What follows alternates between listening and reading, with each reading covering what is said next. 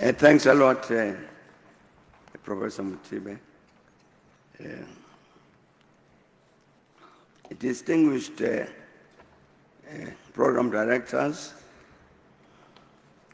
Your Majesties, King Letsie III and Queen Masnate Mohato Seiso, and members of the rest of the royal family, the Right Honorable Prime Minister, Mr. Nsokwane Matekane, and the Right Honorable Deputy Prime Minister, Ms. Justina Mujara. I think, Your Majesties, I shouldn't go further than that, because I think the program directors have done the acceptance, the delivery of the necessary protocol to welcome everybody here. The danger is that if I continue, there's some people I will miss out. So I think I must agree with the protocol that's been established to say, welcome to everybody, thanks for coming.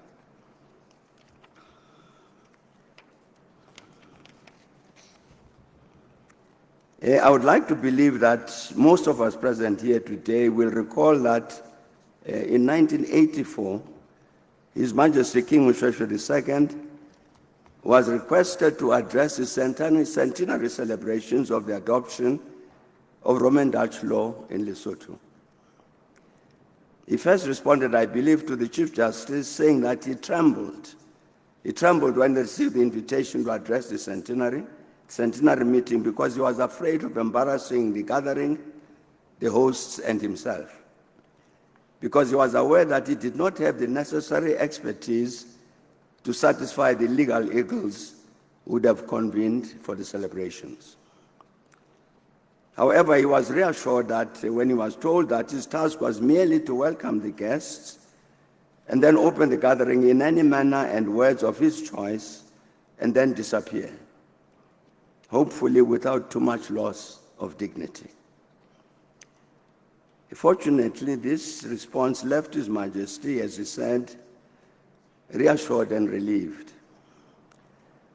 A few months ago, His Majesty King Letsie III invited me to deliver this lecture. This was before I knew what I have just told you of His Majesty King Moshoeshoe II's response to the invitation to address the centenary celebration of the adoption of Roman Dutch law. If I had known this, I too would have responded to His Majesty King Letsie III by saying that I had trembled when I received this invitation, because I believed that it would be highly presumptuous and even arrogant for a South African to come to Lesotho to talk to the Basotho about a person as highly distinguished as King Moshoeshoe II.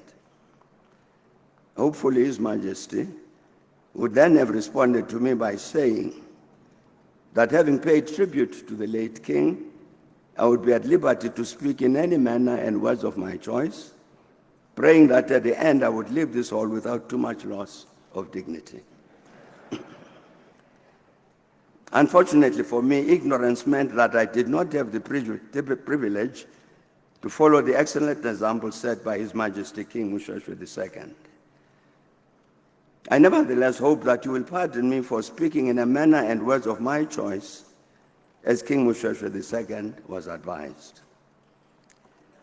And let me start by going back just over 140 years ago in 1883.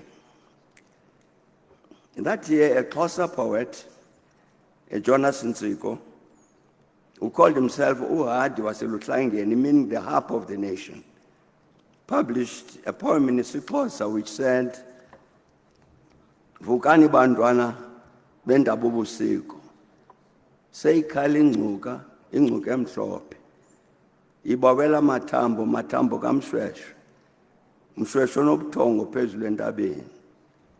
Siyarhola isisu ngamathambo enkosi, ubomvu umlomo ukuxhapha usandile, yaginya okampande ozithozikoso, yamkhupha esahleli, vukani zimbila zentabubusiko.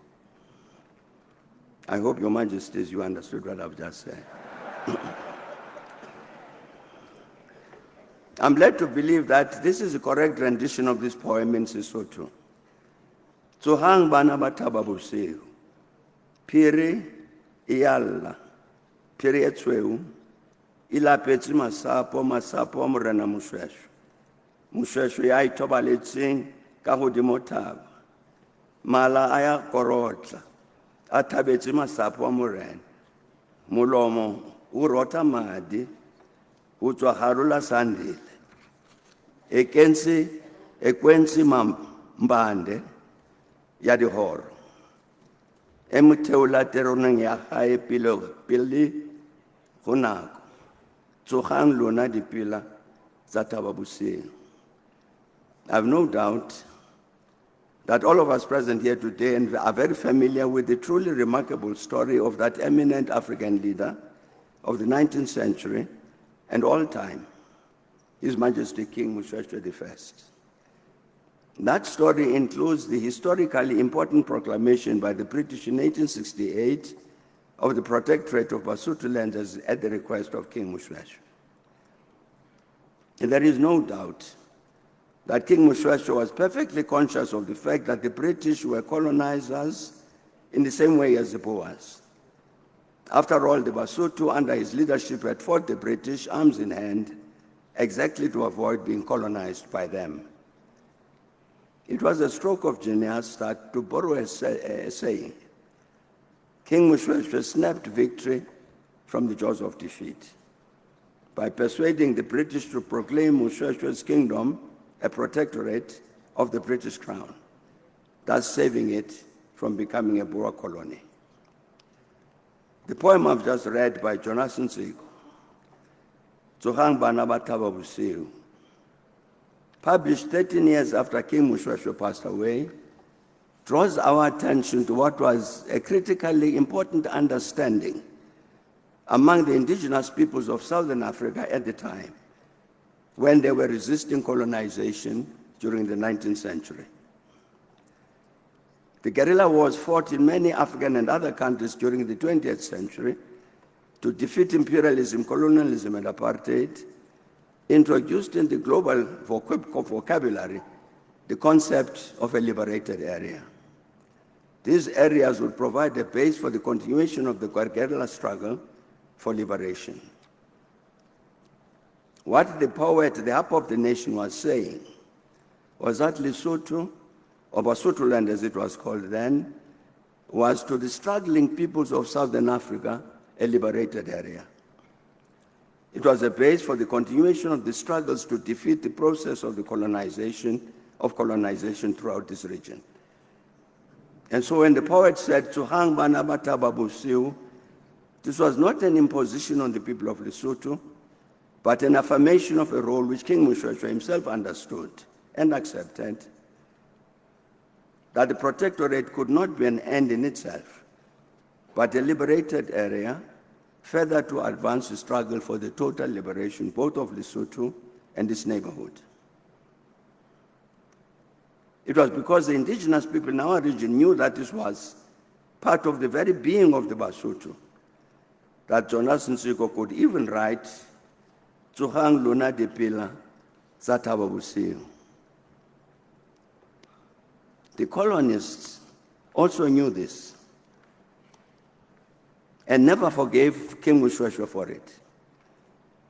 That is why 13 years after the king had passed away, the poet could write that the wolf is on the prowl, the white wolf, hungry for the bones of Moshoeshoe. That Moshoeshoe who sleeps on the mountain, the stomach of the white wolf is excited by the bones of the king. On the 22nd of March, 1912, just over 2 months after the establishment of the African National Congress at a conference in Bloemfontein, the newspaper established by the first president of the African National Congress, Reverend John Dube, Ilanga la Natal, published an article by Pixley Kaseme, one of the prime movers of the ANC.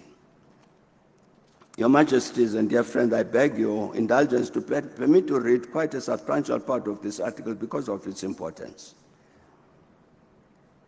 Seme wrote that the highest officer among the executive commoners of the ANC is the Reverend John Dube, who is styled president. Even he, however, is not the supreme head of the Congress as has been supposed. He is, under the Constitution, the chief executive of the Executive Commons and chairman of the same. We have seen, however, that the nobles are there to guide and control him as well as the commons. And he said that the highest position in Congress, therefore, is that of the leader of the nobles. This great person is Letsie II, the paramount chief of Basotho land. This position was clearly understood and accepted by the delegates at the whole Congress in Bloemfontein. It was unanimity of the sentiment and devotion which made election unnecessary. This was a position which Chief Mahama, as a representative of Letsie II, occupied throughout Congress without any question. Chief Mahama finally controlled not only the acting president, but the whole Congress. This is sufficient proof of the fact that Letsie II, whom a representative, is the real head of the South African Native National Congress by the unanimous consent of the whole Congress and of the noble chiefs who rendered notable assistance. Thus, it is true that Letsie II is now not the paramount chief of Basotho land only, but is through this Congress a national prince over all of the natives of Southern Africa who came under the Congress. And he said, Seme, I've written this in order to dissipate all doubt, unquote. I believe that this is sufficient to show that this great grandson of Moshoeshoe I, Letsie II, had not forgotten or departed from the legacy of the Basotho royal family, initiated by King Moshoeshoe I, towards its own and the commitment of the people as a whole to serve as a liberated area in the continuing struggle for the liberation of the African peoples. And this was exactly why His Majesty King Letsie II played such a prominent role in the establishment of the African National Congress, then representing Africans from as far away as the present-day Zambia. In an address on the 16th of December 1971, to mark the 10th anniversary of the establishment of the real �H𝐀𝐄𝐓𝐔𝐑𝐄, not this other one, then President of the ANC, Oliver Tambo, said, "Let us arm ourselves with the willpower and fearlessness of Shaka, the endurance and vision of Moshoeshoe, the courage and resourcefulness of Sekhukhune, the tenacity and valor of Hintsa, the military initiative and guerrilla tactics of Maqoma, the farsightedness and dedication of SSM Makatu, Sol Plaatje, Dube, Isaga Seme, Khobusane Meshek Pelem, Alfred Mangena, Paramount Chief Letsie of Lesotho, and all founding fathers of the African National Congress.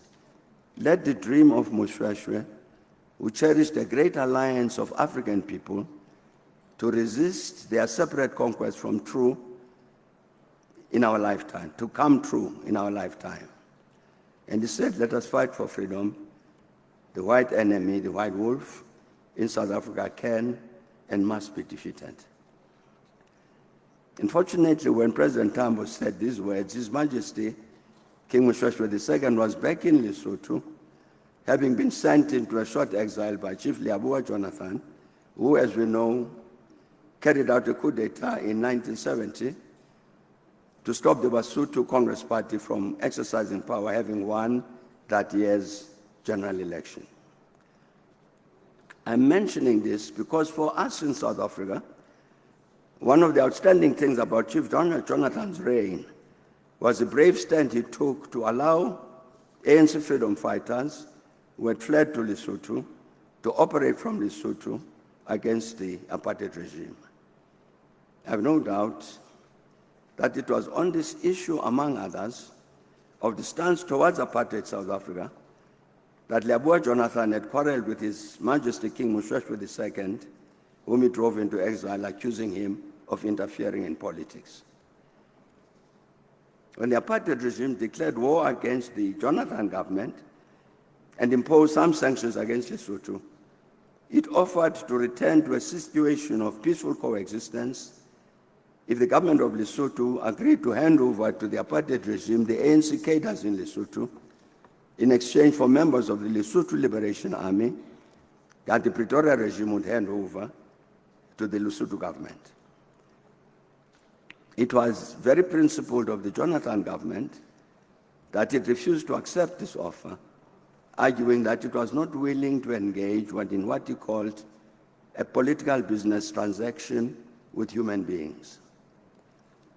This position was exactly consistent with what King Moshoeshoe II had said to Ḽiaboa Jonathan when the latter accused him of political interference, that it was imperative to respect the tradition initiated by King Moshoeshoe that Lesotho must always discharge its responsibility to the peoples of Southern Africa as a liberated area. When Major General Justin Metsing Lekhanya overthrew the Jonathan government in January 1986, he had already had discussions with the apartheid regime and obviously agreed to reverse the positions taken by King Moshoeshoe II and Chief Ḽiaboa Jonathan concerning the struggle against the apartheid regime by meeting the demand of the Pretoria regime to expel the ANC and other South African cadres from Lesotho. It was inevitable that in this regard, the new military leader of Lesotho, General Lekhanya, would run into a head-on collision with His Majesty King Moshoeshoe II, whom indeed he forced into exile for the second time, including for his refusal to endorse some of the decisions taken by the military junta. In this regard, we will all recall that in his April 1990 statement to the Basotho people, King Moshoeshoe said, "The conflicts which arose on one hand between some members of the military council and on the other, myself and others in both councils, centered around three major policy issues." He explained that one of these was the role of Lesotho in the anti-apartheid campaign and our commitment to the liberation movement in South Africa. And the king went on to say, many of us saw this policy of subservience to South Africa as directly contrary to Lesotho's moral commitment to support the liberation movement. Indeed, I saw and continue to see the liberation struggle as our own struggle, Lesotho's struggle for the liberation of our region and from external domination and dependence. And indeed, in another document, in August of the same year, 1990, he said, indeed, it was my insistence, that was the king, it was my insistence that the issues of people's participation and corruption should be addressed, as well as my criticism of foreign policy orientation vis-à-vis the liberation struggle in South and Southern Africa, that were the causes of both my conflict with the Lekhanya Military Council and my enforced exile, unquote. In 1987, King Moshoeshoe presented a major address at the new Council on Foreign Relations on the situation in Southern Africa and US policy towards this region. And among other things, the king said that since 1984, in South Africa, there's begun a new period of intensified politicization of the black majority opposition in the African townships. And he said the subsequent emergence of recent political groupings such as the UDF, National Forum, Congress of South African Trade Unions, unites black opposition in a new way in support of the total liberation movement and the principles of the Freedom Charter. And he went on to say that the US government policy of constructive engagement has secured little in the way of any change. It has, however, lost the United States valuable time needed to exercise their undoubted capacity to influence the South African government to come to the negotiating table. Without doubt, this major 1987 statement by His Majesty King Moshoeshoe II at the new Council on Foreign Relations spoke exactly to the point made by Oliver Tambo when he spoke in 1971 and said, "Let the dream of Moshoeshoe, who cherished a great alliance of African people to resist their separate conquest, come true in our lifetime." It was exactly to contribute to this outcome that King Moshoeshoe II, loyal to the tradition initiated by his forebear, delivered his address at the New York Council on Foreign Relations. It is said that during his 1988 presidential campaign, the late President of the United States, George H.W. Bush, said, "I don't do the vision thing," to highlight the importance of pragmatic action and to downplay the importance of developing a long-term vision. The story I've been trying to tell Your Majesties as part of my tribute to His Majesty King Moshoeshoe II is exactly the opposite of what President Bush Sr. said. In the practice, following on the footsteps of his direct ancestors, starting with King Moshoeshoe I, King Moshoeshoe II respected the observation in the biblical book of Proverbs, "Where there is no vision, people perish."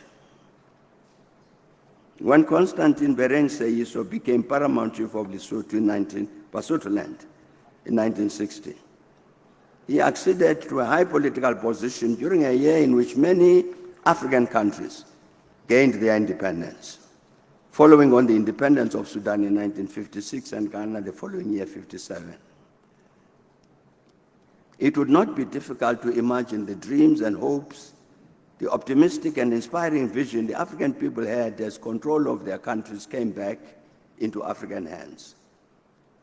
For instance, in his Independence Day speech on the 6th of March, 1957, Kwame Nkrumah proudly and correctly proclaimed, "We have awakened. We will not sleep anymore. Today and from now on, there is a new African in the world," unquote. And 3 years later, when Ghana became a republic in 1960, Nkrumah said, "Today we have entered upon a new life and a new revolution, the national revolution for economic and social reconstruction and the national effort to build Ghana into a beautiful and prosperous nation." And he said, by economic and social reconstruction, we mean the development of the potential wealth and the cultivation of our social relations in such a way as to eradicate the causes of poverty and squalor, degradation and unemployment, depression and want, so as to raise the living standards of our people, ensuring economic and social security from everyone, from birth to death.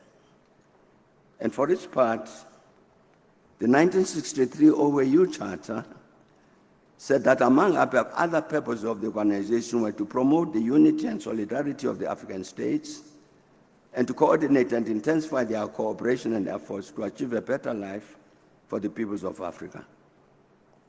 And sometime after this, the same OAU adopted the Lagos Plan of Action, 1980 to 2000.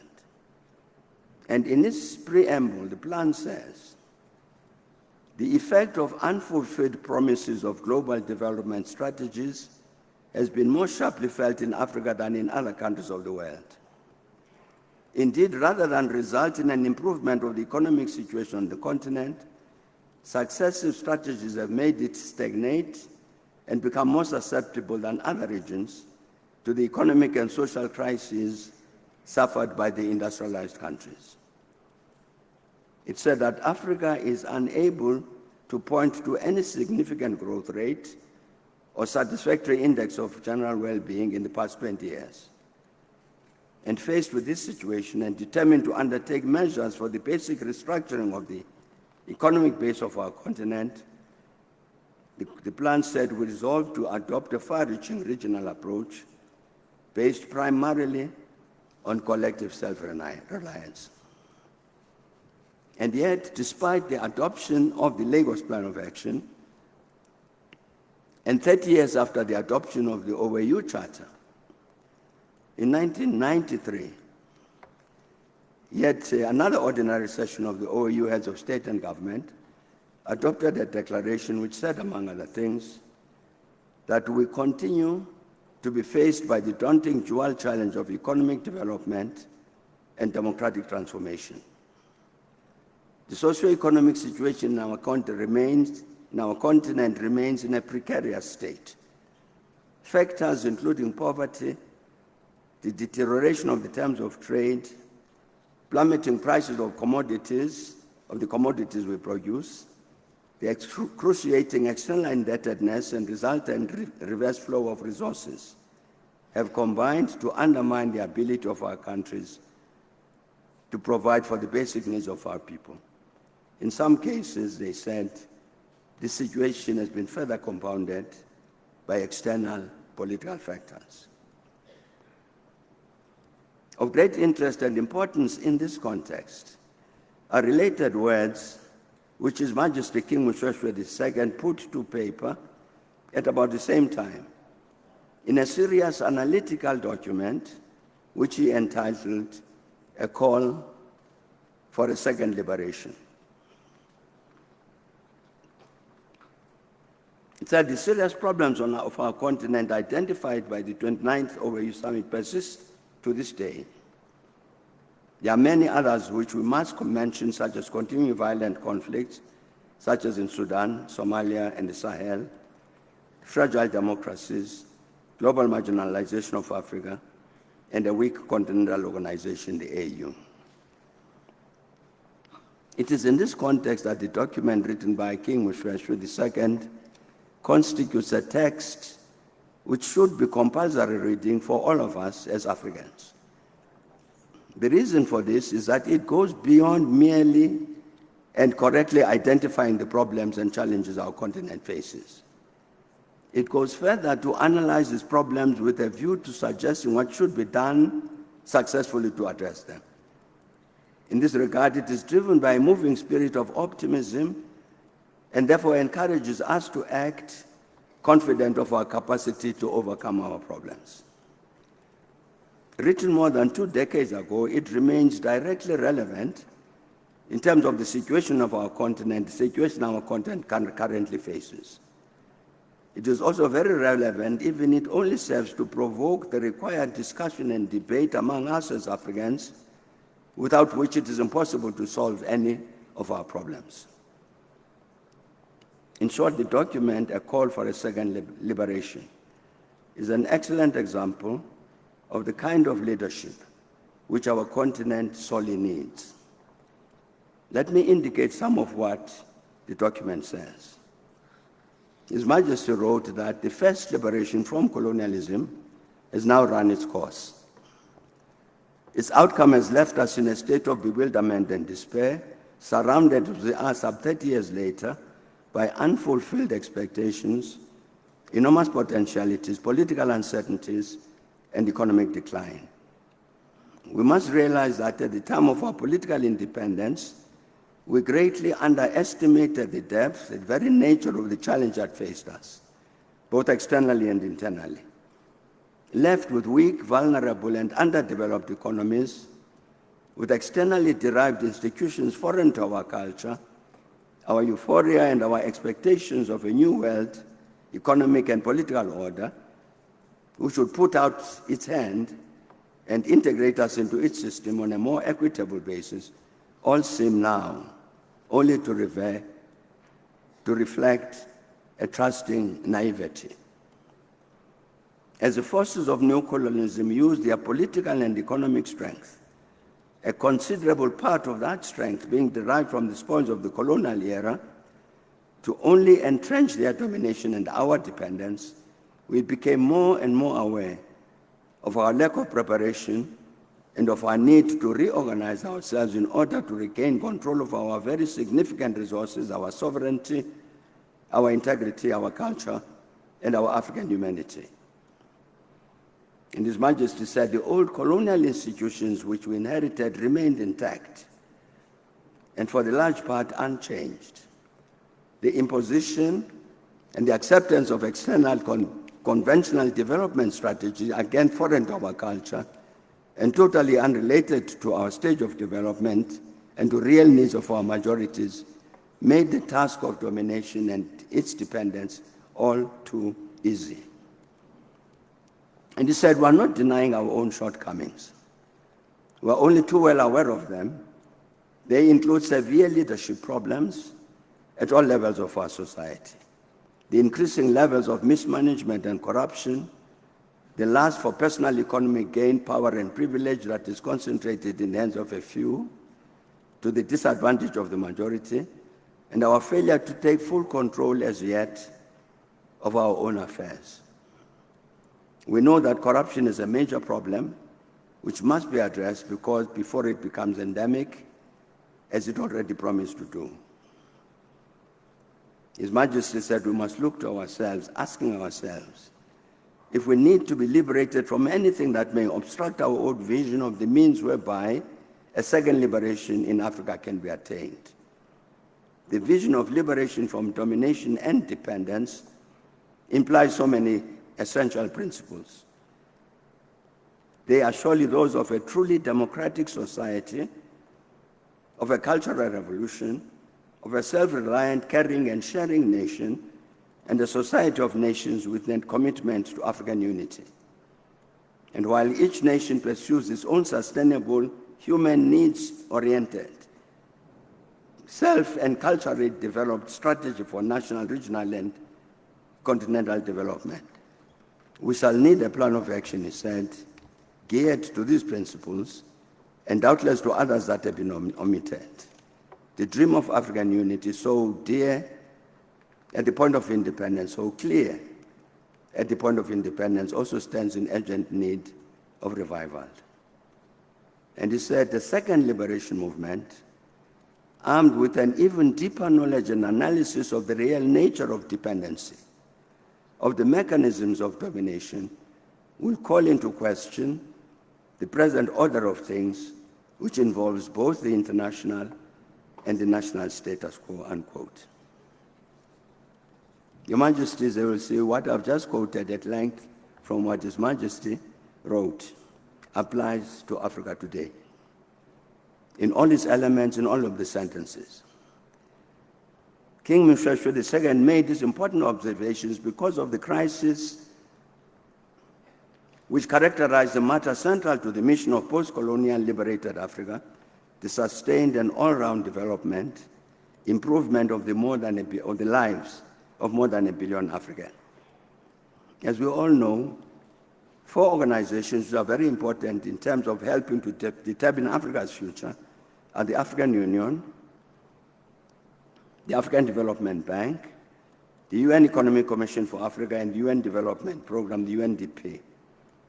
Jointly, these organizations issue a very useful Africa development report every year, which helps our continent regularly to measure whether it is moving forward or backward with regard to the critical matter of development. Let me now indicate some of what the 2024 Africa Sustainable Development Report of this organization says with regard to some of the important areas in which His Majesty King Moshoeshoe II would have been keenly interested. Among others, the report says that 2024 marks a significant point for the Global 2030 Agenda of the UN on Sustainable Development and Agenda 2063, the Africa we want. However, progress towards achieving the 2 agendas in Africa has slowed and even reversed in certain areas over the past few years, primarily due to the cumulative effects of the global polycrisis.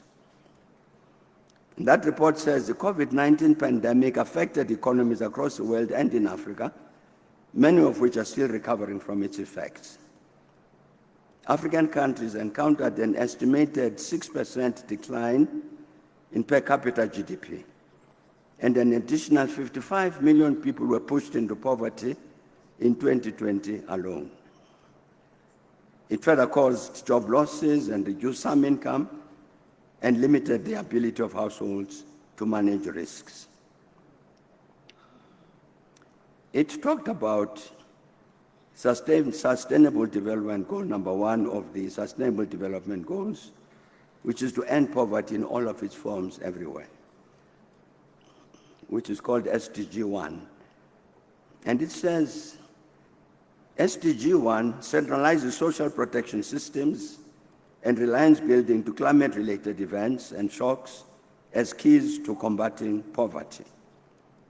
It pushes for equal rights to economic resources and access to basic services for all people, while recognizing the need for developing sound pro-economic policies, pro-poor policies, and mobilizing resources to implement programs to end all forms of poverty.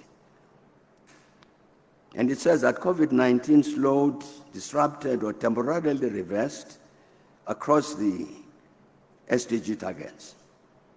In Africa, it caused an economic contraction of 3.2%, pushed an additional 55 million people into poverty in 2020. It caused job losses, reduced income, and limited households' ability to manage risks. The recovery from the pandemic has been uneven and incomplete. Its effects linger and continue to be aggravated by ongoing global crises, which are inhibiting economic growth in Africa. This includes an increase in fiscal deficit and debt distress. And it says that Africa's fiscal deficit increased from 4.8% in 2021 to 5.2% in 2022, while already 22 countries are already in debt distress or at the high risk of external debt distress by 2022. As of 2023, it said 3 countries on the continent had already defaulted on their debt payments. And fiscal pressures had limited public expenditure on key development outcomes. And it said in 2022, Africa accounted for more than half of people living in poverty worldwide. And said following the outbreak of COVID-19, an estimated 55 million people were pushed into poverty, as we have said. Again, 23 of the 28 countries with extreme poverty rates of above 30% are in Africa. 23 out of 28. 37 out of 10 of the world's extreme poor children are concentrated in Africa, making extreme child poverty increasingly an African phenomenon. And it ended by saying for Africa, less than 6% of the 32 measurable SDG targets are on track to be achieved by 2030. I'd like to believe, Your Majesties, that all of us will have noticed that the 2024 African Sustainable Development Report communicates the message and challenges of our continent, which moved King Moshoeshoe to write the seminal document we've quoted, a call for second liberation. That what the report says, those challenges which Moshoeshoe addressed remain to this day. Like others of our leaders throughout Africa, His Majesty King Moshoeshoe II was deeply committed to helping ensure that post-apartheid Lesotho and Africa should indeed focus successfully on the principle which informed the Lagos Plan of Action, that we commit ourselves individually and collectively on behalf of our governments and peoples to promote the economic and social development and integration of our economies with a view to achieving an increasing measure of self-sufficiency and self-sustainment. I strongly believe that the effect of the message communicated by that report, 2024 report, means that we should try to understand what King Moshoeshoe II said about what had to be done successfully to achieve the development goals set out in the Lagos Plan of Action and other documents of the OAU. And indeed, over many years, His Majesty paid the closest attention to the challenge of development. Among others, this necessitated an understanding what should be understood by the very concept of development. In an address on social policy development issues and the elimination of poverty in 1989, His Majesty criticized an approach to development which argued that development would trickle down to the people, provided that proper attention was paid to such matters as increasing the gross domestic product and per capita income. His assessment of this approach was that narrow emphasis has led to a situation whereby only a very thin layer of the population has prospered, while the vast majority have continued to sink further and further into the backwaters of underdevelopment. And he said one result of this is that developing nations, like Lesotho, came to reflect the current international just world economic order with its vast and increasing gaps between rich and poor nations and between citizens of the same nation, in spite of its serious implications for world peace and economic stability. And His Majesty argued that all of us in the developed world must answer the questions, development for what and for whom? In this context, he then quoted the development economist Dudley Sears, who said in 1979 that the questions to ask about a nation's development are as follows. What has happened to poverty? What has happened to unemployment? What has been happening to inequality? If all three of these have decreased from high levels, then there has been measurement of development. But if one or more of the central problems of underdevelopment have been getting worse, especially if all three have, then it would be very strange indeed to call that result development, even if per capita incomes had doubled. His Majesty added that economic growth must be understood as an instrument of human development which firstly sets out to meet the basic human needs of all the people and then moves on to our quality of life, moving from a decided and acceptable program for national austerity to national prosperity via a more self-reliant, human needs-oriented national philosophy of development. The meeting will recall that earlier I quoted what the 2024 African Sustainable Development Report says, when it said for Africa, less than 6% of the 32 measurable SDG goals are on track to be achieved by 2030. This means that 4 years from now, our continent will not have met the target set or mentioned by Dudley Sears. This does not mean that our countries and continent have not had the necessary development programs, such as Agenda 2063. However, the actuality we face is a very disturbing reality concerning the quality of life of the overwhelming majority of more than 1 billion Africans and our escape from poverty and underdevelopment. Necessarily, this situation demands that we must, as Africans, ask ourselves some important questions, important and honest questions. And these must include such queries as, have we paid the necessary attention to the alert sounded by His Majesty King Moshoeshoe II when he warned against reliance on trickle-down socio-economic development? What have we done to follow his advice concerning a self-reliant, human needs-oriented development program?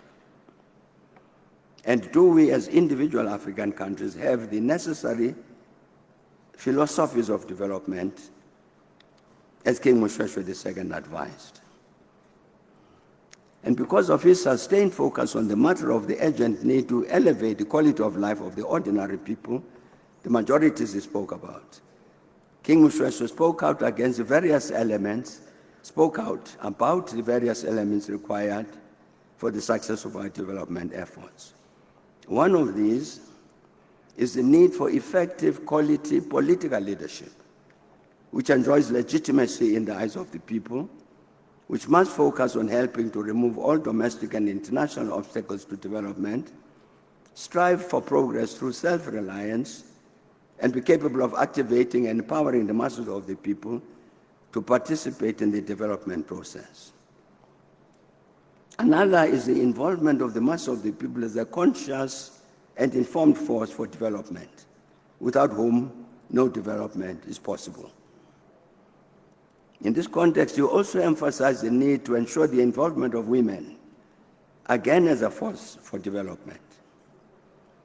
Further, to highlight the need genuinely to respect the people, His Majesty said, quote, "Plan with the people, not for the people. We must act with the people, not for them."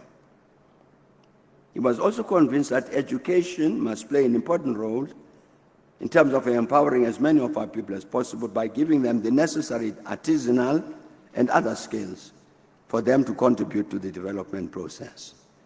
Institutions such as National University of Lesotho must ensure that they have the ability and capability to reflect the needs and objectives of the society they exist to serve. They must also conduct relevant research, he said, into the nature of the problems the development programs would face. Further, His Majesty was of the view that what is required is, quote, "the kind of education that creates not only academic skills, but which also creates awareness of what is needed to transform the nation socially and economically for the good of all the people," unquote.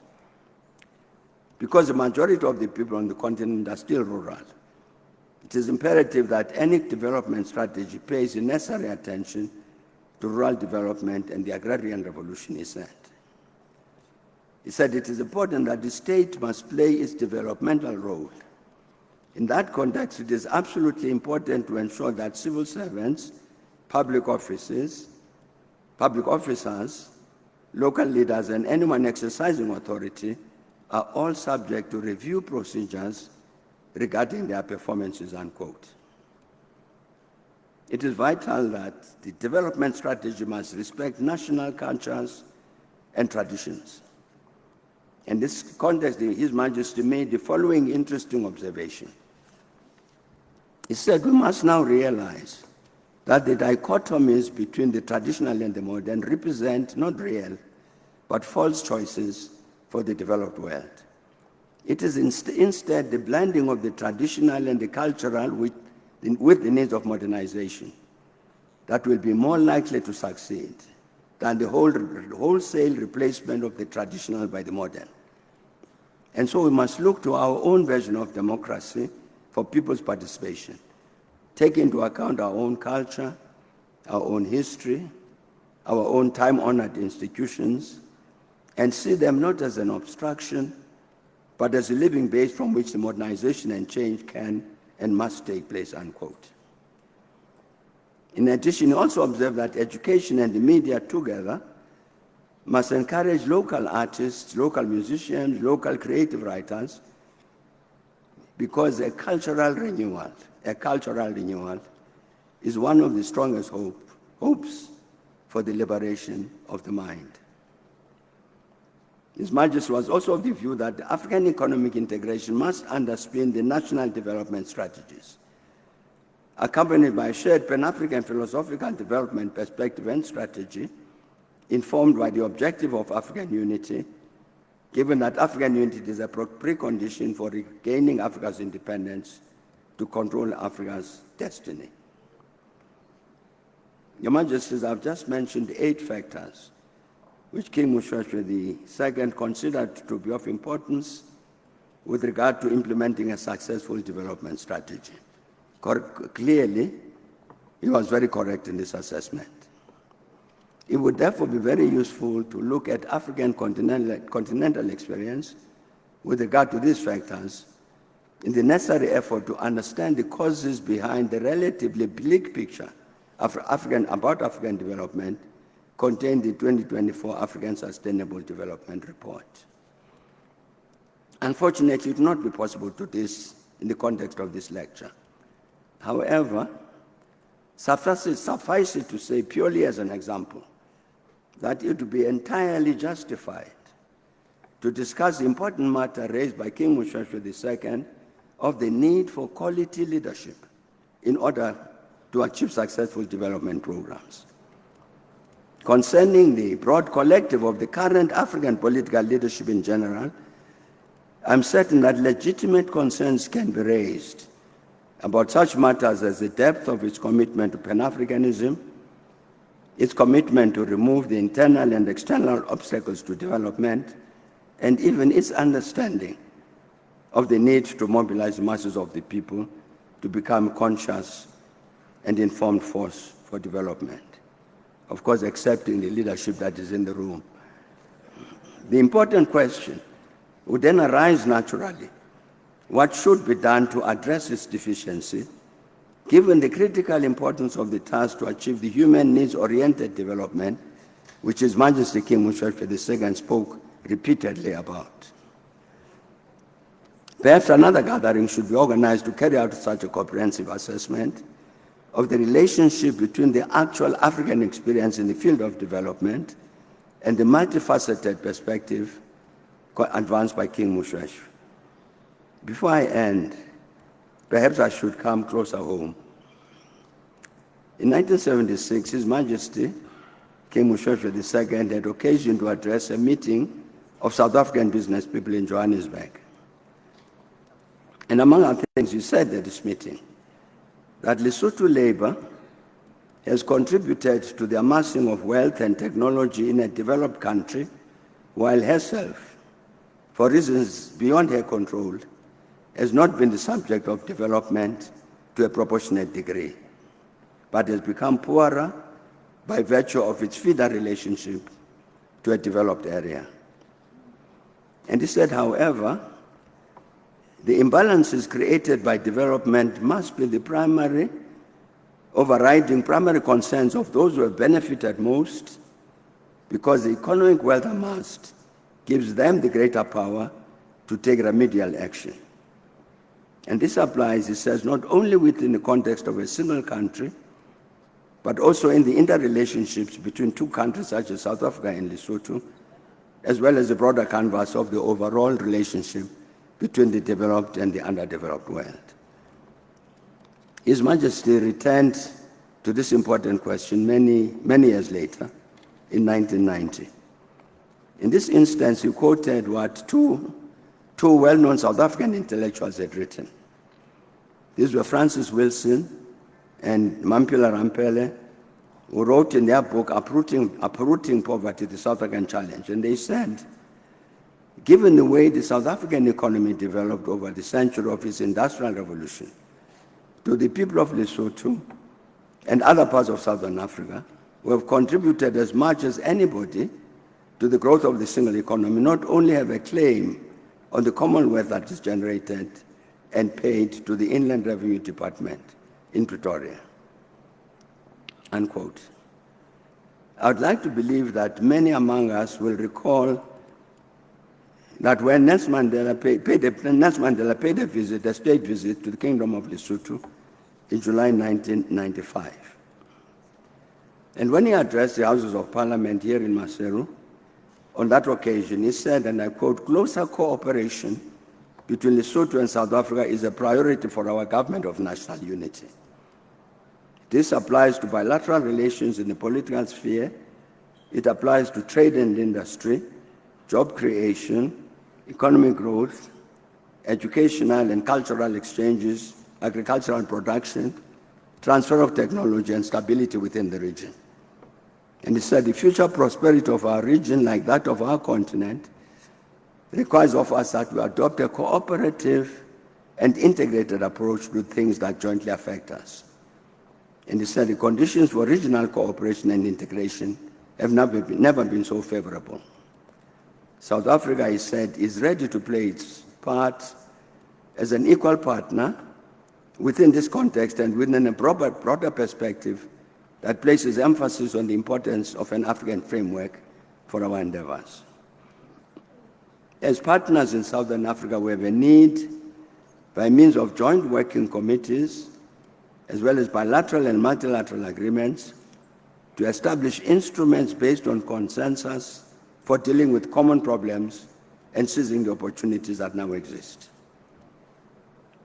President Mandela ended to these comments by saying at the state banquet hosted by the head of state, His Majesty King Moshoeshoe, that the promotion of economic development in Southern Africa is of paramount importance to South Africa. The economies of the region are so intertwined that no one country can enter a prosperous future in isolation. we need a new form of economic interaction in Southern Africa based on principles of mutual benefit and interdependence. We need integrated strategies for balanced growth and equitable relations of trade and investment, and a joint approach to regional infrastructure, unquote. When President Mandela made his remarks during his state visit to Lesotho, he was indicating South Africa's own agreement with the observations made consistently by His Majesty King Moshoeshoe II over decades about what should inform the relations between a liberated South Africa and Lesotho. I have no doubt that our two countries have great need to engage each other to see to what extent the commitments made 30 years ago have in fact been honored. When His Majesty King Moshoeshoe II tragically passed away, almost exactly 30 years ago today, not only Lesotho, but also the entirety of our continent, Africa, lost an outstanding leader and Pan-Africanist. But Your Majesty's fellow Africans and friends, I would make bold to say that, though very sadly we lost the man, we should never allow that we lose his ideas. The Africa which King Moshoeshoe II so dearly loved continues to experience the challenges sought to address with such great precision, such passion, and such wisdom. And exactly to facilitate its continuing but challenging journey towards its unity and renaissance, Africa must constantly and practically ask itself the question, what did His Majesty King Moshoeshoe say? Modimo o tla hlohonolofatsa moya wa hae ka ho sa feleng. Thank you very much for your attention.